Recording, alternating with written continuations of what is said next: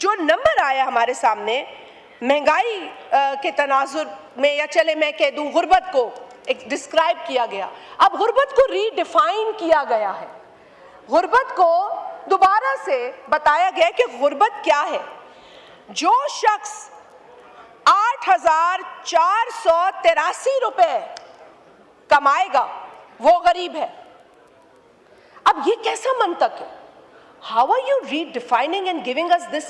I'm sorry to say, but this is quite a weird number. میں کہتی ہوں سر، آپ مجھ سے، میں 1 لاکھ روپے آپ کو دیتی ہوں، آپ 10,000 بانٹ دیں، غربت کی لکیر سے اوپر ہی ہوگا نا 10,000. آپ ان 10,000 جن میں بانٹیں گے ان سے کہیں کہ مہینے کا تم صرف چولہا جلا کے دکھاؤ اس 10,000 کے اندر، وہ آپ کے غربت کے ایسٹیمیٹ سے اوپر ہوگا. So I don't know how do you bring these numbers. You bring these numbers to just show کہ غربت کم ہے. بھائی غربت کم نہیں ہے، غربت بڑھ چکی ہے. اور اگر آپ نے اس ریالٹی کو فیس نہیں کیا تو یہ بڑھے گی.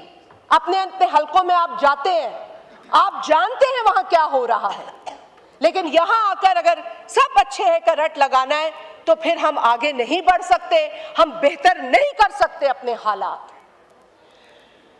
سب میں اس پہ ایک اور بات ذہن میں آتی ہے، وہ یہ تھی کہ مجھے کسی نے کہا کہ اگر یہ 8,483 روپیز ہے تو پھر جو بے نظیر انکم سپورٹ پروگرام کے 14,000 قسط ملتی ہے، جن کو ملتی ہے وہ تو پھر آپ غربت سے نکال گئے ان کو. So I mean this is سوچنے کی بات ہے. So when you put these numbers, and I know I am not blaming the political leadership here, but the people at the back end who are giving you these numbers, they don't do any homework. They just do جس mood میں ہوتے ہیں وہ کام کرتے ہیں. This is very sad.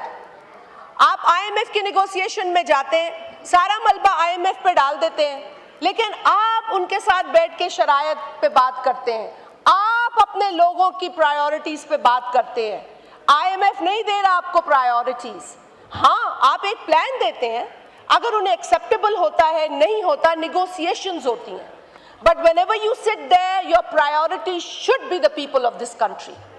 And جب آپ وہ شرائط بنواتے ہیں اور واپس آتے ہیں تو اس کا بوجھ لوگوں پہ ڈال دیتے ہیں، انڈائریکٹ ٹیکسز کی شکل میں، پیٹرولیم لیوی کی شکل میں جو ڈویزیبل پول کا حصہ بھی نہیں ہے، اور اس کو تو اتنی ڈھٹائی سے بڑھاتے ہیں. There is no accountability on that. There used to be at one point in time, but now there is no accountability on petroleum levy, sir.